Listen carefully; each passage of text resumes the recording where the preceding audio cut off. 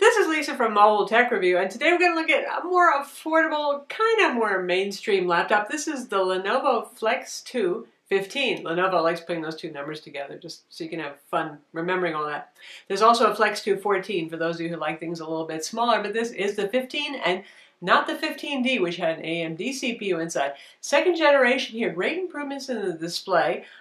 Good set of ports. In fact, this one even has an optical drive, and it has the 300-degree hinge. It's cheaper than the Yoga series because you get 300 degrees, but not 360 degrees of rotation. And we're going to look at it now. So this is the Lenovo Flex 2 15, meaning it's the 15, or really 15.6-inch model. Like I said, there is a 14-inch model available as well. Second generation for the Flex series, and some significant improvements inside. Most particularly, the display quality is a lot better.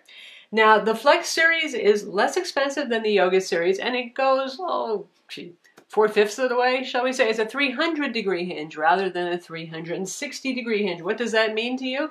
It means you can do presentation mode. You can do tint mode. It has a very stiff hinge, by the way, folks.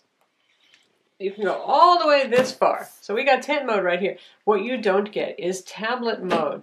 I don't think that anybody is going to be heartbroken because, well, it's relatively speaking for a 15.6-inch laptop, it's pretty light, 5.1 pounds. It's still 5.1 pounds. You're probably not going to be using this as a tablet. Even the Flex 14, it's a little large for tablet use, but I think a lot of people would probably want to use it like this, so you can just watch it, prop it up, watch a video. If you're just surfing the web and you can use the nice touchscreen on here, it makes a certain kind of sense then. Honestly, for me, 15 inches and any kind of rotating hinge, I don't know, it's kind of heavy, it's kind of big, but that's really up to you. Obviously, you can use it full flat if you wish to do so here, and that can be handy for playing games. You can lay it flat on the table, touch screen up, and play a little air hockey, that sort of thing. Matte black plastic construction, not bad looking, not stunning looking, pretty stiff and robust hinges, really stiff right there. Ventilation over here, and over there as well, and there's a lot of little screws right here. Now, to open this guy up is more work than usual, as far as I can tell. I've unscrewed all the bottom screws here. You still can't take off the bottom cover. I believe that you actually have to remove the keyboard as well, so do-it-yourselfers, keep that in mind.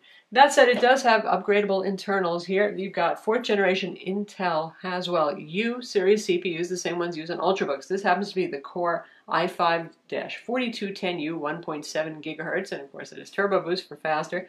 You can also get with the i7, but you've got a 2.5-inch drive bay inside of here. There's a caching SSD slot because many of them have conventional hard drives like this one does. It has 500 gig, 5400 RPM, and a 8 gig caching SSD. It has 2 RAM slots inside too, and of course the usual socketed wireless card. So that part's nice. While we're looking at it, on this side you can see we've got healthy selection of ports. It's a big enough machine to support that. We've got the usual rectangular Lenovo charging connector right there, lock slot, full-size HDMI Ethernet. That's nice to have right there. A little drop-down door so you can get the RJ45 jack all the way in.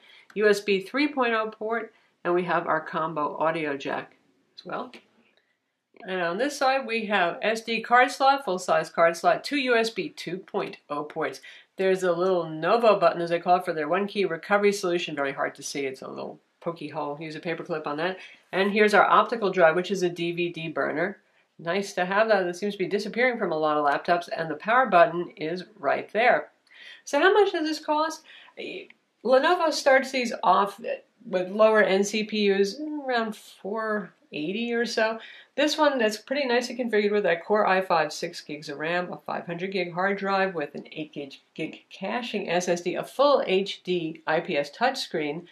Obviously the optical drive is around $660 to $700. So it's not every laptop you can show off the keyboard this way.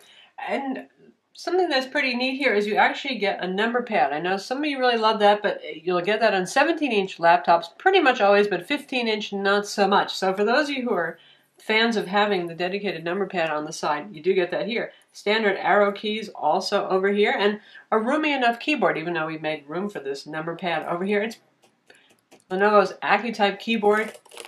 You can hear the sound of it. Nice, damped, tactile feel. Not a huge amount of key travel, especially considering this isn't the world's skinniest laptop, though among 15-inch laptops in this price range, it is on the slimmer end of things, and really doesn't give much, just a teeny weeny bit if you press down. Pretty firm. It's also backlit, and like all Lenovo keyboards, if you want to turn the keyboard backlighting on, you hit the F, N, and the space bar. That's what that little symbol right there means. That means keyboard backlighting. So all in all, a good keyboard, a pleasant keyboard. Wouldn't mind a little bit more travel, but the damping, the tactile feel, the shape of the keys, all very nice, and having the number pad, of course, also very cool. Trackpad down below is roomy, it's well behaved, but it's a very slick surface. Now, I personally don't like that much because your finger just goes whoop, whoop, whoop, you know, very easily. So I had to slow down the trackpad acceleration to compensate for that. But otherwise, it's fine. It's your usual buttonless whole trackpad moves kind of clicky thing. Not bad, and for those of you who are wondering why it's offset, it is offset to keep it centered under the space bar. That's why. So when you're typing, it's directly below here.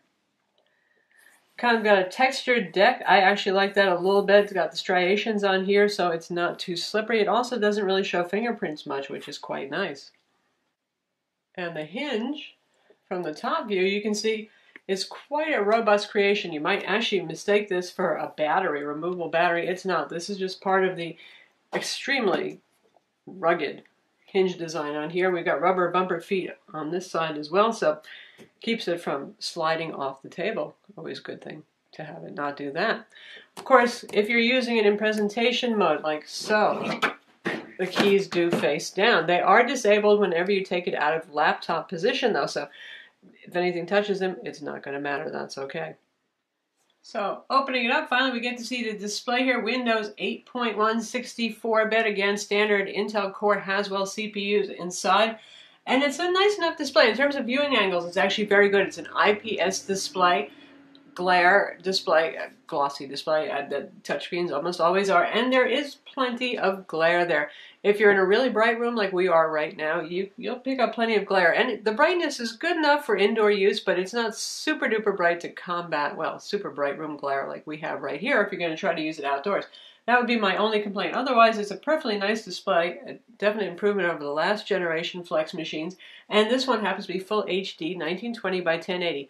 Now, the lower end models have 1366 by 768 displays, so all Flex 2s are not created the same. If you want the full HD, be careful to pay attention to specs and make sure it says 1080p.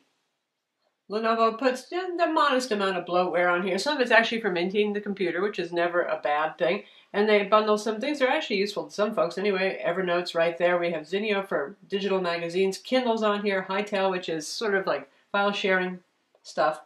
Their photo touch editor. You get the idea. And these things, these live tile apps are very small, but you can delete any that you want. You can delete any of the software that's preloaded, obviously, on this. Since it has a 500 gig hard drive, space is really not at a premium here, which is pretty cool. If you want to custom order a machine on Lenovo's website, you can actually get it with an SSD drive, but you're getting into some pretty pricey stuff there, and probably there are higher end models Lenovo offers that might appeal more than spending, say, $1,000 or $1,100 on the Flex 2, which is meant to be a mid-price value line, has all the bases covered kind of machine. So here you can see the specs of our machine. Like I said, it costs around $660, $700 or so on Amazon right now. The Core i5, 6 gigs of RAM. It does have 2 RAM slots. Like I said, opening this up is not the way simplest thing in the world, but it is possible if you want to upgrade your RAM. And it's nice to have 2 RAM slots, actually. Bluetooth on here, and our Wi-Fi is single band. This is going back to the bad days of the IdeaPad from Lenovo. It's still single band, 802.11n, and it is a Broadcom card inside, at least on our model. Display has plenty of room here with 125% scaling. Arguably, if you have good eyes, you go with just 100% scaling, which means no zooming. There's plenty to see on screen. There's our website right there. Now, in terms of performance, benchmarks, PC Mark 7, 2689. Why is that so much lower than some Ultrabooks with the same CPU that score 4689?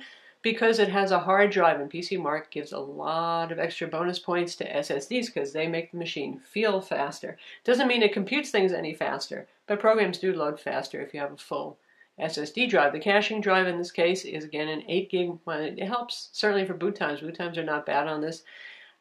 Windows load times, not going to change application load times too much, though. W prime, it computed pi in 23.5 seconds. That's more accurate estimation of CPU prowess, and that's pretty much typical for a Core i5U Haswell CPU. Geekbench 3, 2427 on multi-core. Again, this is indicative of the processor capability, and 4490 for the multi-core test. So it does fine there. Since this is basically an Ultrabook inside, just with a bigger display to power, still Intel HD 4400 integrated graphics, by the way, has a very small and light power charger here. You really don't need a big one because you're not powering a demanding quad-core full mobile CPU or dedicated graphics or anything like that. Surprisingly, given that it's mostly Ultrabook internals inside, you do hear the fan coming on from time to time. It's not obnoxious, but it comes on, it's a little bit louder than I would have expected for something like this, especially because there's a lot of room for ventilation and a very big chassis. Lastly, there's battery life. Lenovo claims 6 hours, which is not that impressive for something that's Ultrabooky. There's room for, in theory, plenty of battery in here. Granted, we do have the optical drive taking up a lot of space inside, so that could affect battery design. 6 hours doesn't impress me that much. Now, I would tell you how we did, but actually our machine had a little problem from the factory where it only runs on the charger, so we were not able to do our battery life tests. So all in all, it's a mainstream sort of laptop, 15.6-inch size. It has a good selection of ports. It has the optical drive, which is a rarity, a full HD IPS display. Now that's nice with touch built in. Price is reasonable for what you get, certainly, but there's competition to consider. Recently, ASUS has come out with several, models that kind of copy the Yoga Hinge and give you rotation up to 360 degrees in a similar price point. And in part, it's going to depend on what brand you like and what styling you like better between this and the ASUS competition. But there aren't many others in this price range, and certainly in this size range, that have the 300-degree hinge. As to how useful that hinge is, like I said, I think it's probably pretty good. If you're going to watch movies, you can put it in presentation mode if you're just surfing the web and you set it up on the coffee table. But obviously, even though it's fairly light for a machine this size, it's way big and hefty to be using as a tablet anyway. And I would say the same thing is true for the Flex 214. So that's the Lenovo Flex 215. No, it's not a wearable. Yes, you could put it on your shoulder if you wanted. That's how stiff the hinge is. If you're looking for a larger laptop with full amenities in terms of ports, the optical drive, and a very good, actually, full HD display, well, this is it. And you do get the hinge as well. I'm Lisa from Mobile Tech Review. Don't forget to hit that like button.